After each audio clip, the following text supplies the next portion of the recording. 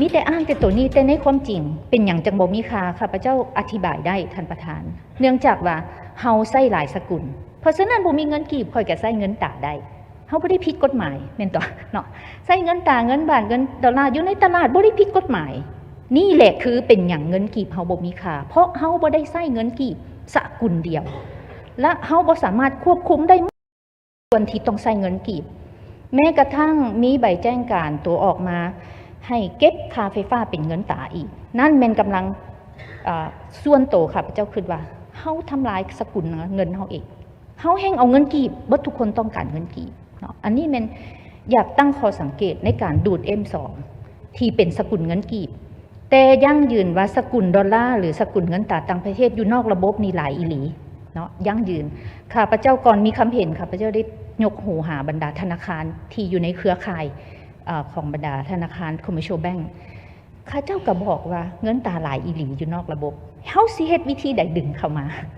เนาะอันนี้ต้องมานั่งล้มกันเนาะข้าพเจ้าก็บ่ได้บอกว่าคำเห็นถูกหรือผิดต้องมานั่งดีเบตกันแต่ว่าใดก็ขอเสนอว่าให้มีการดีเบตกันท่านประธานว่าเฮาสิออกทางนี้มันมีผลกระทบหยังสิออกทางนี้มันมีผลกระทบหยังเนาะบ่แตกต่างหยังกับท่านสสท่านนึงบอกว่ามันมีขบวนการที่ตั้งระบบปันเงินหรืออีกอย่างต่างๆตัวนี้ก็เป็นข้อมูลที่เขาต้องเอามาคิดเอามางำเนาะเพราะว่าข้าพเจ้ายังยั่งยืนว่าพวกเขาอยู่นอกระบบกันมาดุลเพราะธนาคารจะปรับเข้าระบบปุ๊บแน่นอนต้องกระทบแม้แต่พวกเขาเองนี่นะก็ต้องให้การร่วมมือในมาตรการที่เขาต้องใช้เงินกีบเพราะเขามีแต่คิดว่าเขาสิกระทบไปข้ามประเทศเพื่อนบ้านแล้วเขาสียุ่งยากอันนั้นนี่ทุกคนต้องได้ซอยกันตัวนี้เนาะประเด็นหนึ่งข้าพเจ้าก็ได้เวลาลงไปหาประชาชนได้ระดมซอยธนาคารคือกันว่ายกตัวอย่างว่าอยู่ประเทศเพื่อนบ้านนี่เขาเอาไปแม่ดอลลาร์หรือเอาสกุลอื่นไปแลกนี่บักสียากท่านประธานจักมีพาสปอร์ตจักอึกระถึงหนึ่งน้องแต่เอาไปจ่ายนี่เขาบ่เอาเด้มันผิดกฎหมายนี่คือคุณค่าของเงินที่ข้าพเจ้าอยากให้กลับคืนมาบึงประเมินคืนว่าการออกพันธบัตรนี่และในมาตรการมันติดพันกับตัวไป